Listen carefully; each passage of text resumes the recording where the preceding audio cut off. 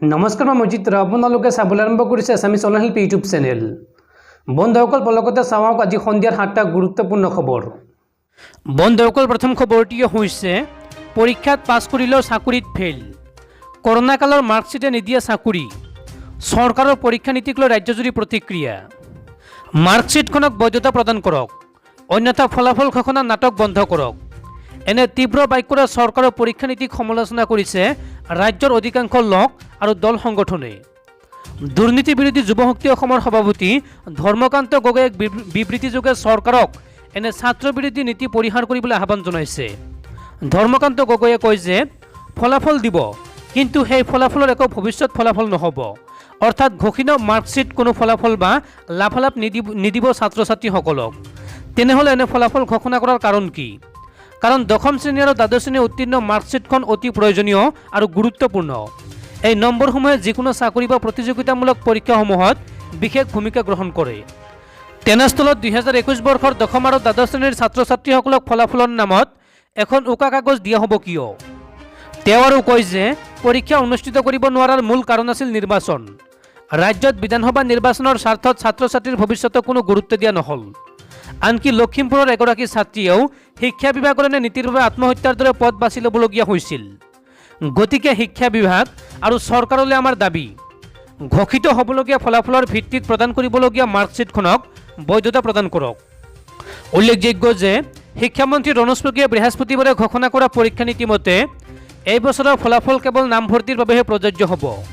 যদি এই বৰ্ষৰ কোনো ছাত্ৰ ছাত্ৰীয়ে ভৱিষ্যতে চৰকাৰী চাকৰি কৰিব বিচাৰে তেনেহ'লে তেওঁলোকে পুনৰ পৰীক্ষাত বহিব লাগিব। এই নীতিৰ ঘোষণাৰ লগে লগে ব্যাপক প্ৰতিক্ৰিয়াৰ সৃষ্টি হৈছে। বন্ধুসকল তাৰপিছৰ খবৰটি হৈছে পীযুষ হাজৰিকা কোন? আপোনালোকে জানেই, তেওঁৰ প্ৰশ্নৰ উত্তৰ দিয়াটো মই উচিত হ'ব জানো? পীযুষ হাজৰিকাক এইদৰে তীব্ৰ কটাক্ষ কৰে শিৱসাগৰ সমষ্টিৰ নৱনিৰ্বাচিত বিধায়ক অখিল গগৈয়ে। পীযুষ হাজৰিকা কোন? আপোনালোকে জানেই দেখোন। তেনেকুৱা মানুহৰ প্ৰশ্নৰ উত্তৰ দিয়াটো মই উচিত হ'ব জানো? এইদৰে জলসম্পদ আৰু জনসংযোগ বিভাগৰ কেবিনেট মন্ত্ৰী তথা জাগিৰোড সমষ্টিৰ বিধায়ক পীযুষ হাজৰিকাক কটাক্ষ কৰে বিধায়ক অখিল গগৈয়ে। উল্লেখযোগ্য যে কাৰাবন্দী জীৱনৰ পৰা মুক্তি লাভ কৰি প্ৰথমবাৰৰ বাবে নিজ সমষ্টি শিৱসাগৰলৈ যাত্ৰা কৰা বিধায়ক অখিল গগৈক আজি নগাঁও বাইপাছত সাংবাদিকে পীযুষ হাজৰিকাৰ সন্দৰ্ভত সোধা প্ৰশ্নৰ উত্তৰত এইদৰে কটাক্ষ কৰে। গুৱাহাটীৰ পৰা শিৱসাগৰলৈ যোৱাৰ পথত আজি নগাঁও বাইপাছত কৃষক মুক্তি সংগ্ৰাম সমিতি আৰু ৰাইজৰ দলৰ বহু সমৰ্থকে অখিল গগৈক আদৰণি জনায়। সমৰ্থকৰ হৰকাল্লোকৰ মাজত কৃষক নেতাগৰাকীয়ে সাংবাদিকক কয় যে মৰিয়নি সমষ্টিটোৰ ৰূপজ্যোতি কৰ্মীক এৰি দি আমি সমষ্টিবাসীৰ লগত অন্যায় কৰিলোঁ, কিন্তু এই অন্যায়ৰ প্ৰতিফল ৰূপজ্যোতি কৰ্মীয়ে এইবাৰ নিৰ্বাচনত লাভ কৰিব। আনহাতে 2026ত অসমক বিজেপি মুক্ত কৰাৰ হুংকাৰ দি অখিল গগৈয়ে কয় যে 2026ত অসমত এখন নতুন চৰকাৰ হ'ব আৰু সেই কাম আমি এতিয়াৰ পৰা আৰম্ভ কৰিছোঁ। উল্লেখযোগ্য যে প্ৰথমবাৰৰ বাবে বিধায়ক হোৱা অখিল গগৈক ৰহা আৰু কৃষ্ণাই ঘাটতো সমৰ্থকসকলে আদৰণি জনায়। বন্ধুসকল তাৰপিছত 3 নম্বৰ খবৰটো জনাৰ আগতে আপোনালোকে এটা সৰু ৰিকুৱেষ্ট, যদি এতিয়ালৈকে এইটো ভিডিঅ'ত লাইক কৰা নাই তেন্তে প্লিজ এটা লাইক কৰি দিয়ক আৰু এনেকুৱা ধৰণৰ নতুন নতুন ভিডিঅ' পাবলৈ চেনেলটো ছাবস্ক্ৰাইব কৰি কাষত থকা বেল আইকনটো প্ৰেছ কৰি ৰাখক। বন্ধুসকল তাৰপিছৰ খবৰটি হৈছে গুৱাহাটী মহানগৰীত পুনৰ অপহৰণ কাণ্ড। গছ ৰোপণৰ কাম চাবলৈ গৈ নিখোজ 2জনকৈ লোক। ৰাজধানী চহৰ গুৱাহাটী মহানগৰীৰ ঘৰভঙা বনাঞ্চলৰ পৰা এক অপহৰণ কাণ্ডৰ ঘটনা পোহৰলৈ আহিছে। বিধানসভাৰ অধ্যক্ষ বিশ্বজিৎ দৈমাৰী খোলখালী তথা BTCৰ পূৰ্বৰ কাৰ্যবাহী সদস্য গণেশ কছাৰীৰ ভাতৃ জয়ন্ত কছাৰী সন্ধানহীন। তেওঁৰ লগত আছিল কুশল কলিতা নামৰ আন এজন ব্যৱসায়ী। জয়ন্ত কছাৰীৰ ঘৰ নুনমাটি বিষ্ণুৰাভা নগৰত আৰু কুশল কলিতাৰ ঘৰ জাপুৰিগগত বুলি জানিব পৰা গৈছে।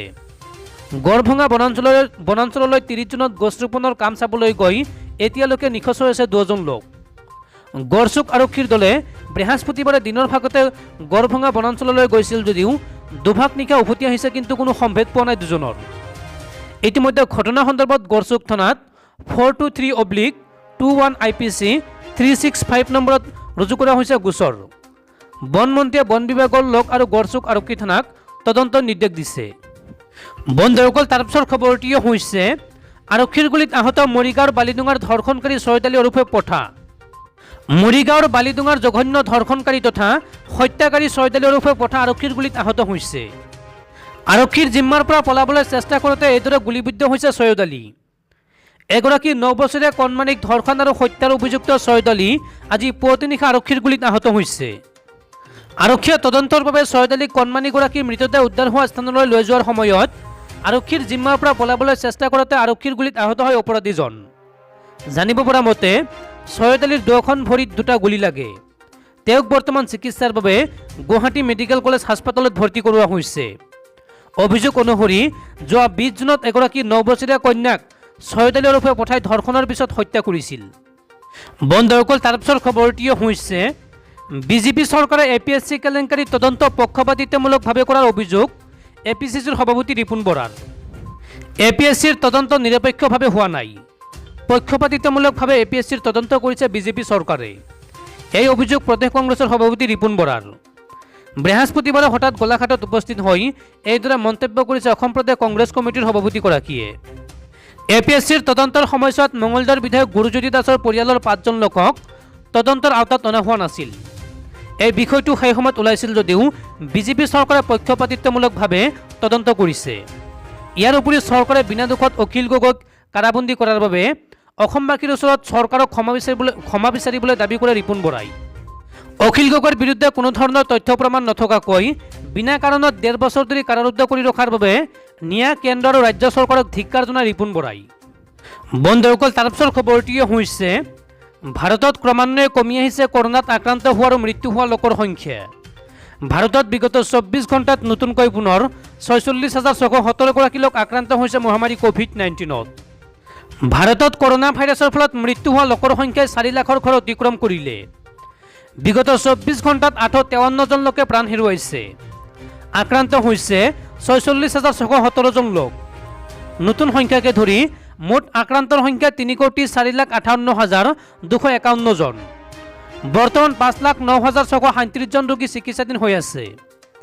কেন্দ্ৰীয় স্বাস্থ্য মন্ত্ৰালয়ে সদৰি কৰিছে যে দেশত সক্ৰিয় ঘটনাৰ সংখ্যা মুঠ আক্ৰান্তৰ 1.68%। ভাল খবৰটো হ'ল ৰিকভাৰী ৰেট 97.01% বৃদ্ধি পাইছে। বৃহস্পতিবাৰে কেন্দ্ৰীয় বিত্তমন্ত্ৰী নিৰ্মলা সীতাৰমণে কয় যে ভাৰতে মেডিকেল ইনফ্ৰাষ্ট্ৰাকচাৰ উন্নত কৰিছে আৰু যদি তৃতীয় ঢৌ আহে তেন্তে যুঁজ দিবলৈ সাজু। বন্ধুসকল, তাৰ পিছৰ খবৰটি হৈছে কামৰূপ জিলাত তৎকালীনভাৱে বলবৎ হোৱাকৈ নিষিদ্ধ কৰা হৈছে জৰ্দা, পাণ মছলা, গুটকা আৰু শিখৰ। কামৰূপ জিলাত নিষিদ্ধ কৰা হৈছে জৰ্দা, পাণ মছলা, গুটকা, শিখৰ। জিলা উপায়ুক্ত কৈলাশ কাৰ্তিকে নিষিদ্ধ কৰিছে পাণ মছলা, গুটকা আদি বিক্ৰী, মজুতকৰণ আৰু সেৱন। কামৰূপ জিলাত জৰুৰী নিৰ্দেশনা প্ৰশাসনৰ 144 ধাৰাৰ অধীনত জাৰি কৰা হৈছে নিষেধাজ্ঞা। একাংশ ছাত্ৰ ছাত্ৰী যুৱ প্ৰজন্মক গ্ৰাস কৰিছে শিখৰ, গুটকাই। যুৱ প্ৰজন্মৰ স্বাস্থ্যৰ প্ৰতি লক্ষ্য ৰাখি কঠোৰ সিদ্ধান্ত গ্ৰহণ কৰিছে কামৰূপ জিলা প্ৰশাসনে। আদেশ অমান্যকাৰীসকলৰ বিৰুদ্ধে কঠোৰ হ'ব প্ৰশাসন। বন্ধুসকল, তাৰ পিছৰ খবৰটি হৈছে বিধায়ক হৈছে বুলি সংগ্ৰাম এৰি দিয়া নাই। শিৱসাগৰলৈ যোৱাৰ বাটত এই মন্তব্য অখিল গগৈৰ। প্ৰায় 1.5 বছৰ ধৰি কাৰাবন্দী হৈ থকাৰ পাছত অৱশেষত কাৰাবন্দী জীৱনৰ অৱসান ঘটাই বৃহস্পতিবাৰে মুকলি আকাশৰ তললৈ ওলাই আহিল শিৱসাগৰ সমষ্টিৰ বিধায়ক তথা ৰাইজৰ দলৰ সভাপতি অখিল গগৈ। বিধায়ক অখিল গগৈ শুকুৰবাৰে নিজ সমষ্টিলৈ যোৱাৰ পথত নগৰ, কৃষ্ণাইঘাট আৰু ৰহাত অখিল গগৈৰ সমৰ্থকে উষ্ম আদৰণি জনায়। বিধায়ক অখিল গগৈয়ে বিজেপি চৰকাৰক হুংকাৰ প্ৰদান কৰি কয় যে বিধায়ক হৈছোঁ বুলি সংগ্ৰাম এৰি দিয়া নাই। অসমৰ ৰাইজক কেতিয়াও বিশ্বাসঘাতকতা নকৰোঁ। টোলগেট আৰু নদীবন্দৰ বিৰুদ্ধে ব্যৱস্থা গ্ৰহণ হ'ব। উপ নিৰ্বাচনত ৰাইজৰ দলে 3টা সমষ্টিতে প্ৰতিদ্বন্দ্বিতা কৰিব। অসমত পুনৰ আৰম্ভ হ'ব কা বিৰোধী আন্দোলন। কা আন্দোলনৰ নামত একাংশ জাতীয় সংগঠনে অসমৰ ৰাইজক প্ৰতাৰণা কৰিলে বুলিও অভিযোগ উত্থাপন কৰে অখিল গগৈয়ে। পুৱাৰে পৰা ৰহা আৰু কৃষ্ণাইঘাটত ৰাইজৰ দল আৰু কৃষক মুক্তি সংগ্ৰাম সমিতিৰ সদস্যৰ লগতে শ লোকে হাতে হাতে গামোচা লৈ অখিল গগৈলৈ অপেক্ষা কৰি আছিল আৰু বিধায়কজন আহি পোৱাৰ লগে লগে তেওঁক উষ্ম আদৰণি জনায়। মিকিৰ বামুণী থলুৱাৰ ভূমি কেতিয়াও উচ্ছেদ কৰিব দিয়া নহ'ব। থলুৱাৰ সুৰক্ষাৰ স্বাৰ্থত কোনো আপোচ কৰা নহ'ব আৰু বিধানসভাত সজোৰৰ প্ৰশ্ন তুলিব বুলি উল্লেখ কৰে অখিল গগৈয়ে। বন্ধুসকল, তাৰ পিছৰ খবৰটি হৈছে চীনক ভাবুকি দিয়া শক্তিৰ শিৰচ্ছেদ কৰা হ'ব। এই মন্তব্য চীনৰ ৰাষ্ট্ৰপতি জিনপিঙৰ। চীনৰ কমিউনিষ্ট পাৰ্টিৰ শতবৰ্ষপূৰ্তি উপলক্ষে আয়োজন কৰা সমাৰোহত অংশগ্ৰহণ কৰি ৰাষ্ট্ৰপতি জি জিনপিঙে কালি দেশবাসীক সম্বোধি দিয়া ভাষণত কয় যে বিশ্বৰ আটাইতকৈ জনবহুল দেশখনৰ বাবে এয়া অতি গুৰুত্বপূৰ্ণ সময়। দেশবাসীয়ে চীনৰ প্ৰগতিৰ বাবে আগবঢ়াই অহা অৰিহণাৰ কথা দোহাৰি কমিউনিষ্ট পাৰ্টিৰ শতবৰ্ষীয় অনুষ্ঠানত সকলোকে শুভেচ্ছা জ্ঞাপন কৰে জিনপিঙে। ইফালে চীনৰ বিৰোধী শিবিৰ হিচাপে থকা দেশসমূহলৈ সকিয়নি বাৰ্তা দি জিনপিঙে উল্লেখ কৰে যে চীনক ভাবুকি প্ৰদান কৰা বিদেশী শক্তিৰ শিৰচ্ছেদ কৰি দিয়া হ'ব। লক্ষণীয়ভাৱে ৰাষ্ট্ৰপতি জিনপিঙৰ এই ভাষণৰ লগে লগে বিশ্বজুৰি তুমুল প্ৰতিক্ৰিয়াৰ সৃষ্টি হৈছে। হংকঙত মানৱ অধিকাৰ উলংঘনক লৈ চীনৰ বিৰুদ্ধে আমেৰিকাকে ধৰি পাশ্চাত্যৰ দেশসমূহে কঠোৰ সমালোচনা কৰি থকাৰ সময়তে জিনপিঙে উল্লেখ কৰিছে যে চীনৰ সেনা শক্তিক অধিক সুদৃঢ় কৰি টাইৱান, হংকং তথা মাকাওক মূল ভূখণ্ডৰ সৈতে ঐক্যবদ্ধ কৰিবলৈ তেওঁ সংকল্পবদ্ধ।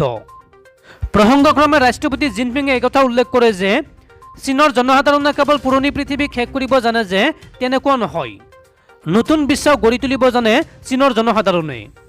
লক্ষণীয়ভাৱে মাও চেডুঙৰ পিছত চীনৰ আটাইতকৈ শক্তিশালী নেতা হিচাপে এতিয়া ক্ষমতাত অধিষ্ঠিত হৈছে জিনপিং। জিনপিং ক্ষমতাত অহাৰ পিছতে দুৰ্নীতিমুক্ত চীন গঢ়াৰ ক্ষেত্ৰত কঠোৰ পদক্ষেপ গ্ৰহণ কৰিছে। ভ্ৰষ্টাচাৰ আৰু দুৰ্নীতিত লিপ্ত হৈ থকা বহু জ্যেষ্ঠ আমোলা তথা বিষয়া শাস্তিৰ সন্মুখীন হ'বলগীয়া হৈছে ৰাষ্ট্ৰপতি জিনপিঙৰ কঠোৰ স্থিতিৰ বাবে। নিজৰ ভাষণত নেতাগৰাকীয়ে এই কথা উল্লেখ কৰে যে চীনক মাত্ৰ সমাজবাদেহে আগবঢ়াই লৈ আহিছে। স্মৰ্তব্য যে কোভিড-19 মহামাৰী ইউহানৰ পৰীক্ষাগাৰৰ পৰা বিশ্বজুৰি বিয়পি পৰা বুলি চীনৰ বিৰুদ্ধে অভিযোগ অব্যাহত থকাৰ সময়ত জিনপিং আন্তৰ্জাতিক মঞ্চত একপক্ষীয়ভাৱে কঠোৰ স্থিতিত অটল হৈ আছে। কমিউনিষ্ট পাৰ্টিৰ শতবৰ্ষীয় অনুষ্ঠান বিগত কেইবাদিন ধৰি চীনৰ বিভিন্ন চহৰত বৰ্ণাঢ্য কাৰ্যসূচীৰে চলি আছে।